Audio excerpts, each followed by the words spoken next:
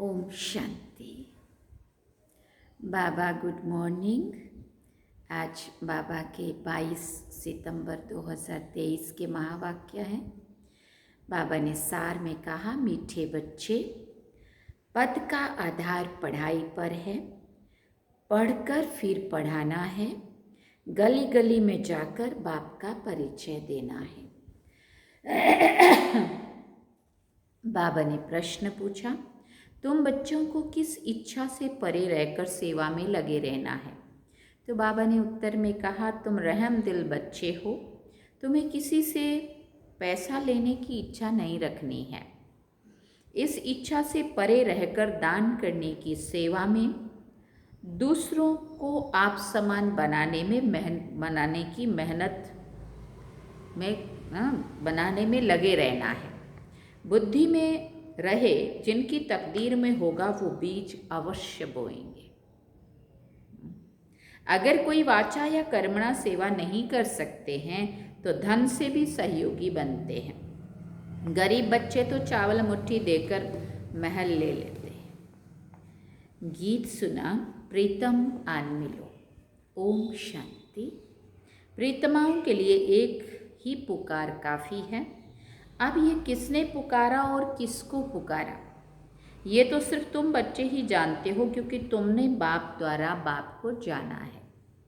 Father shows सन, फिर सन shows father, ऐसा कायदा है। अब प्रीतमाएं सब प्रीतम को पुकारती हैं। गीत तो श्री कृष्ण के लिए गाया हुआ है। सबकी श्री कृष्ण के साथ प्रीत तो होती ही है। श्री कृष्ण के भक्त तो समझते हैं श्री कृष्ण ने राजयोग सिखाया था। वास्तव में प्रीतम सबका एक ही है। सर्व पतितों को पावन बनाने वाला एक ही है। निराकार को ही याद करते हैं, परंतु परमपिता परमात्मा को फिर यथार्थ रीति जानते नहीं है। निराकार का यथार्थ अर्थ क्या है सो जानते नहीं है। बाबा ने समझाया है, वास्तव में एक ही राम है। हे प्रभु, हे ईश्वर, ओ गॉड डैश डैश, वो एक को ही पुकारते हैं। कोई जिस्मानी मनुष्य या देवताओं को नहीं पुकारते हैं। बुद्धि निराकार तरफ चली जाती है। गॉड फादर सभी का एक ही है। समझते हैं हम सब ब्रदर्स हैं, परंतु आत्माओं के रूप में हैं। यूँ तो हर एक अपने अपने धर्म का है। अपने धर्म के भाई बहन भी लड़ते रहते हैं। जब सभी दुखी होते हैं तो बाबा कहते हैं, मुझे याद करो, क्योंकि सर्व का पतित पावन तो मैं ही हूँ। प्रीतम तो सब प्रीतमाओं का एक ही है। सभी आत्माओं का पिता एक ही है। सजनी साजन को याद करती है, प्रीतमाएँ याद करती है, प्रीतम आन मिलो।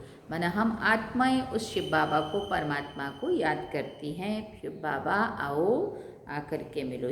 आत्मा याद कर रही है, जिया बुलाए, दुखिया जिया बुलाए, प्रीतम आन मिलो। दुखिया जिया माना ये दुखी आत्मा, ये अपने शिव बाबा को बुला रही। बुलाने वाली तो आत्मा है ना, शरीर तो नहीं है। जीव आत्मा से बात करती है। दुनिया में तो मनुष्य देह अभिमानी होने के कारण अपने को शरीर समझते हैं। तुम बच्चों को ये पक्का समझना है कि जीव की आत्मा बुलाती है, आत्मा प्यार करती है, शरीर से प्यार नहीं करता है। आत्मा शरीर धारण करती है। इस समय का प्यार भी अशुद्ध है, देवी देवताओं का प्यार तो बहुत शुद्ध होगा ना।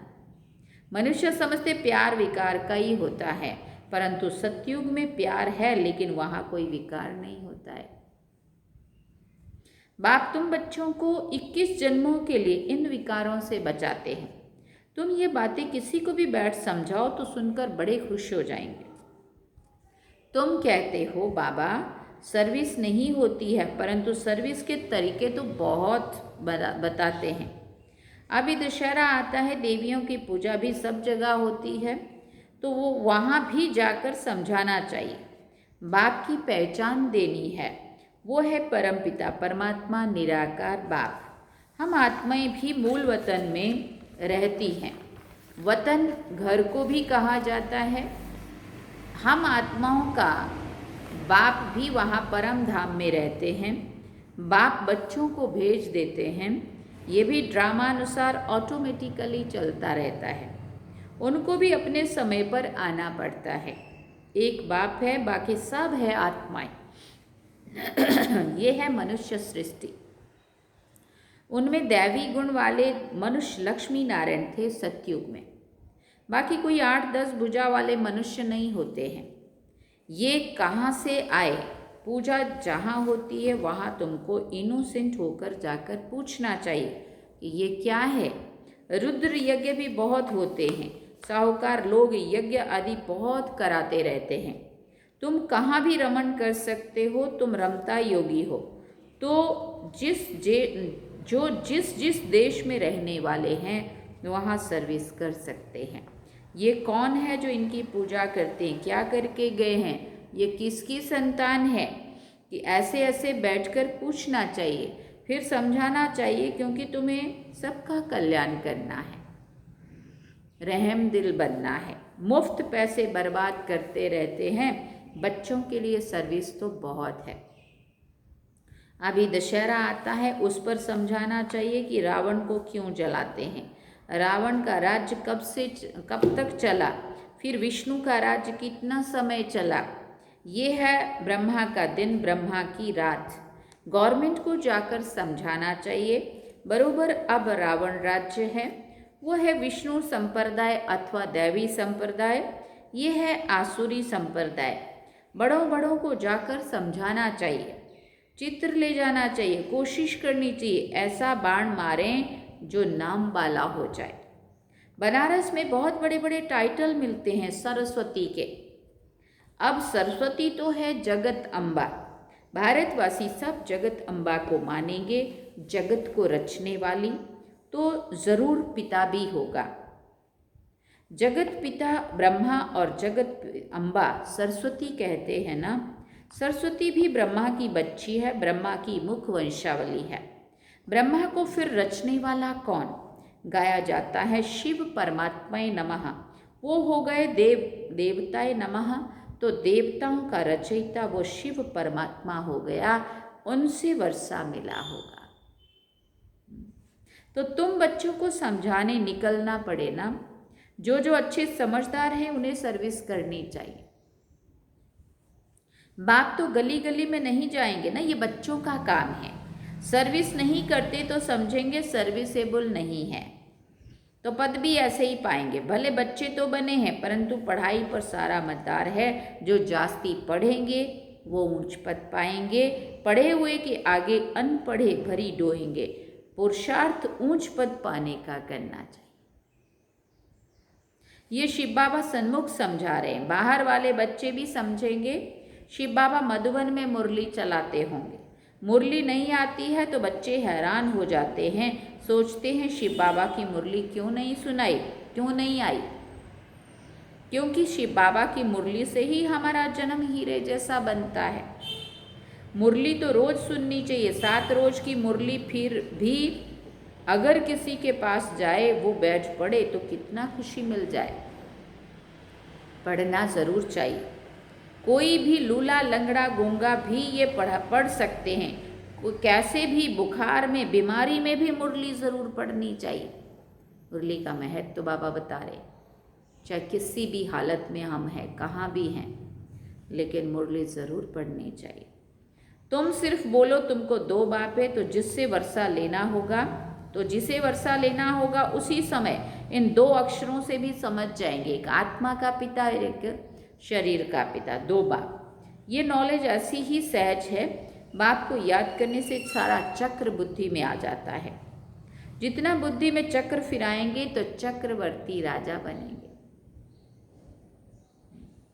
बाबा कहते हैं जो मेरे भक्त हैं अथवा लक्ष्मी नारायण आदि को मानने वाले हैं, उन्हों को समझाओ तुम ही देवी देवता थे, 84 का चक्र लगाया, अब फिर देवता बनो। ये बाबा भी लक्ष्मी नारायण का भक्त था ना। पुजारी से फिर पूज्य बनते हैं। लक्ष्मी नारायण पूज्य है ना, तुम लक्ष्मी नारायण के मंदिर में जाएंगे, कहेंगे कल इनकी पूजा करते थे, आज हम ये बन रहे हैं। समझाना तो बड़ा सहज है, बच्चों को रहम दिल बनना है। जिसको सर्विस का शौक होगा वो सिखलाने वाली ब्राह्मणी का साथ पकड़ेंगे। साथ पकड़ेंगे माना सब जगह सेवा में चलेंगे, साथ ऑफर करेंगे, चलो दीदी मुझे भी ले चलो सेवा में। हमको बैठ समझाओ, तुम खाते हो शिव बाबा के भंडारे से, तो शिव बाबा की सर्विस भी करनी पड़े। सभी शिव बाबा की भंडारी में डालते हैं, समझते हैं हम शिव बाबा की भंडारी से खाते हैं, तो मनसा वाचा कर्मणा सर्विस करनी चाहिए।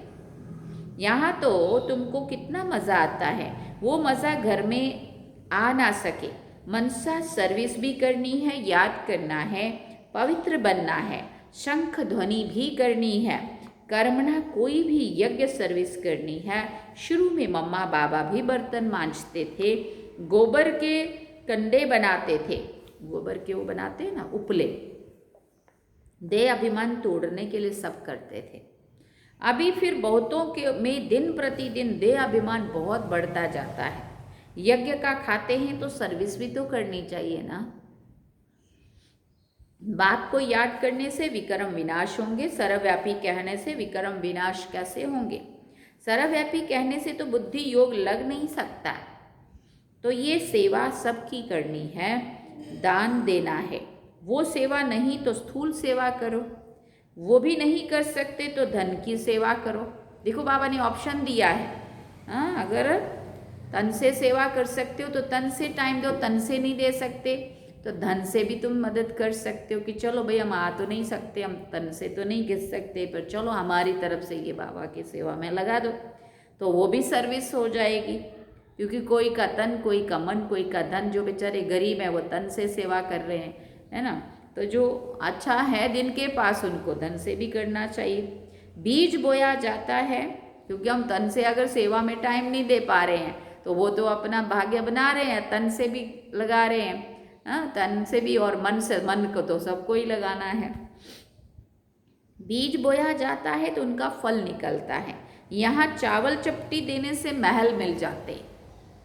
अब ये गायन किसका है कि हम जो भी बाबा के इस सेवा में, ईश्वरीय कार्य में लगाएंगे, जो अच्छे, जिससे अच्छी लोगों की सेवा होगी समाज के लिए, तो उसका बदले में बाबा कई गुना करके रिटर्न देगा।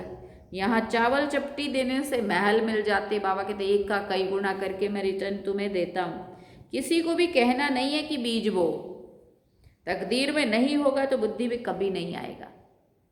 बाबा तो इशारा इसमें कितना देते हैं।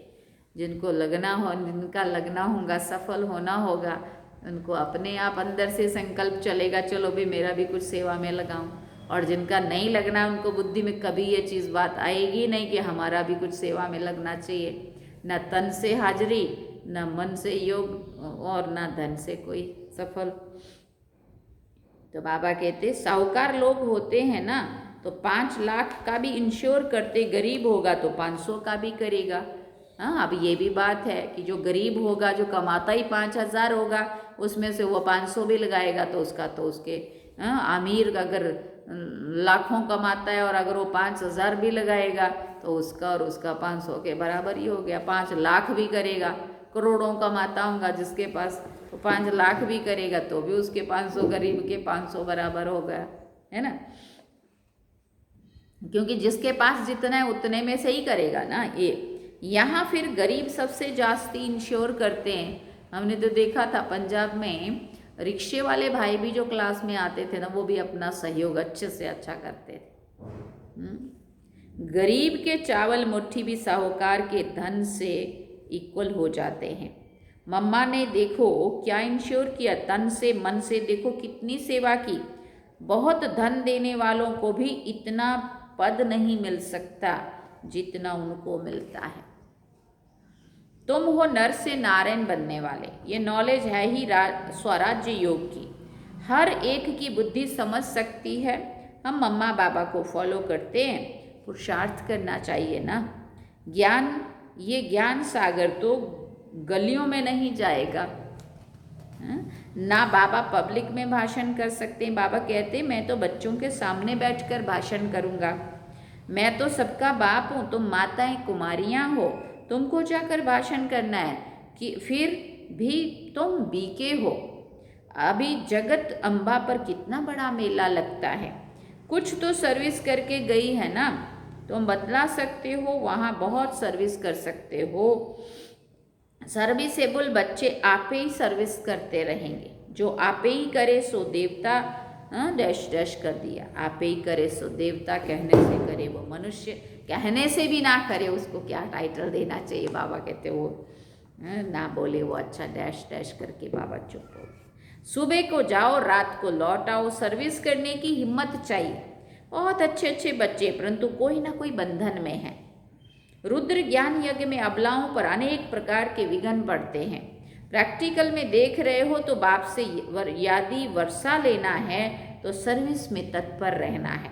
श्रीमत पर चलो।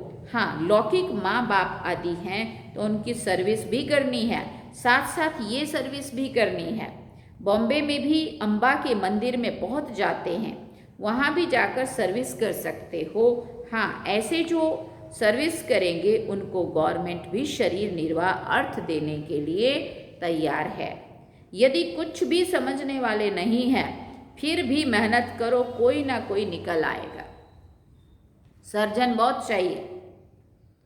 तुम हो अंधों की लाठी, तुम बच्चों के लिए सर्विस तो ढेर है, तुमको कोई से पैसे आदि लेने की इच्छा नहीं है। तुमको तो रहम दिल बनना है। रहम दिल बाप के बच्चे भी रहम दिल, जो बहुतों को मार्ग बताएंगे वो पद भी ऊंच पाएंगे। सुनते तो बहुत है ना, यहाँ से गए तो फिर भूल जाता है। नंबरवार धारणा करते इसमें बड़ी अच्छी मेहनत करनी चाहिए। 21 जन्मों का राज्य भाग्य मिलता है, कम बात थोड़ी है। जैसे गवर्नमेंट कहती है सोना हराम है, बाप भी कहते हैं नींद को जीतने वाले बनो। रात को भी कमाई करो। कोई शरीर छोड़ते तो समझते ड्रामा में उनका इतना ही पार्ट था। अनन्य बच्चे जो होते हैं वो आते हैं, कोई तो बहुत आंसू बहाते हैं, अब पछताते हैं हमने सर्विस नहीं की, बाप का कहना नहीं माना। ऐसे ऐसे भिन्न भिन्न प्रकार के होते हैं कि जब पुरुषार्थ करना चाहिए तब नहीं करते, और फिर जब चले गए तो बाद में तो पछतावा ही होता है।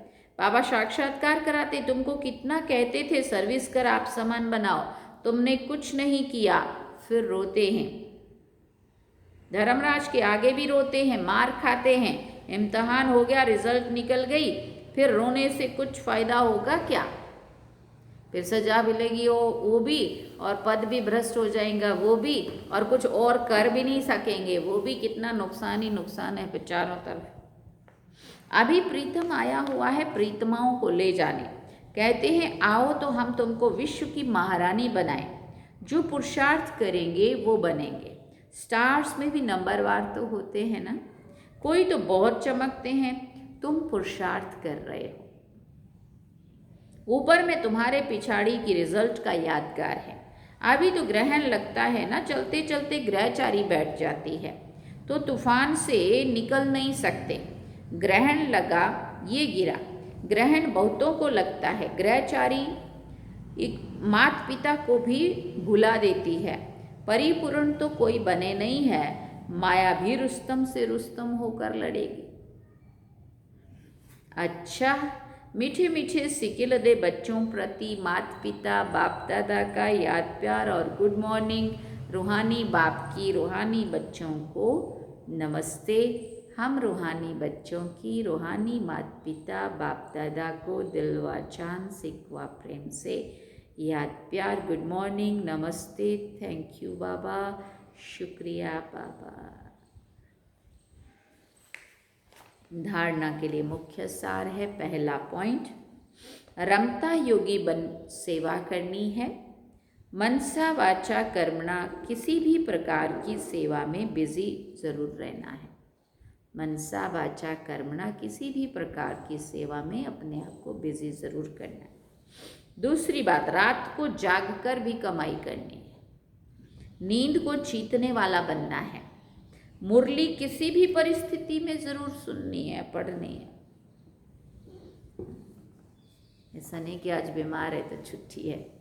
बाबा कहते नहीं। कई बारी बाबा मुरली में कहते बीमार है तो भी उसको डोली में उठा के भी लाओ, खटिया में सुला के भी क्लास में लाओ, पर लाओ जरूर। मुरली का महत्व तो बाबा ने वरदान में कहा, अलग काल के संस्कारों को अनादि संस्कारों से परिवर्तन करने वाले वरदानी महादानी भव। अलग काल के संस्कारों को अनादि संस्कारों से परिवर्तन करने वाले वरदानी महादानी भव। अलग काल के संस्कार जो ना चाहते हुए भी बोल और कर्म कराते रहते हैं, इसलिए कहते हो मेरा भाव नहीं था, मेरा लक्ष्य नहीं था, लेकिन हो गया। कई कहते हैं हमने क्रोध नहीं किया, लेकिन मेरे बोलने के संस्कार ही ऐसे हैं। ये तो अलग काल के संस्कार भी मजबूर बना देते हैं। अब इन संस्कारों को अनादि संस्कारों से परिवर्तन करो। जो अनादि में आत्मा शांत स्वरूप थी, प्रेम स्वरूप थी, सुख स्वरूप थी, आनंद स्वरूप थी, शक्ति स्वरूप थी, ज्ञान स्वरूप थी, तो अनादि वाले जो संस्कार थे हमारे परम धाम वाले, तो वहाँ तो आत्मा में ये सब कुछ था। और अभी हम कह रहे हैं कि मेरा तो संस्कार ऐसा है, मेरा तो ये ऐसा है, तो वो अपना अनादि संस्कार कहाँ गए, उनको ही मर्ज करो। तो अभी इन संस्कारों को अनादि संस्कारों से परिवर्तन करो। वो अनादि संस्कार फिर से वापस अपने में धारण करो और अभी इनके परिवर्तन करो। आत्मा के अनादि ओरिजिनल संस्कार हैं सदा संपन्न, सदा वरदानी और महादानी। स्लोगन में बाबा ने कहा, परिस्थिति रूपी पहाड़ को उड़ती कला के पुरुषार्थ द्वारा पार कर लेना ही उड़ता योगी बनना है। परिस्थिति रूपी पहाड़ को उड़ती कला के पुरुषार्थ द्वारा पार कर लेना ही उड़ता योगी बनना है। अच्छा, ओम शांति। सार में बाबा ने कहा, मीठे बच्चे, पढ़ाई पद का आधार पढ़ाई है पर है, पढ़कर फिर पढ़ाना है, गली गली में जाकर बाप का परिचय देना है। और गीत क्या सुना, प्रीतम आन मिलो, दुखिया जिया बुलाए प्रीतम आन मिलो। तो ये थे बाबा के आज के महावाक्य। अभी हम चलते हैं बाबा की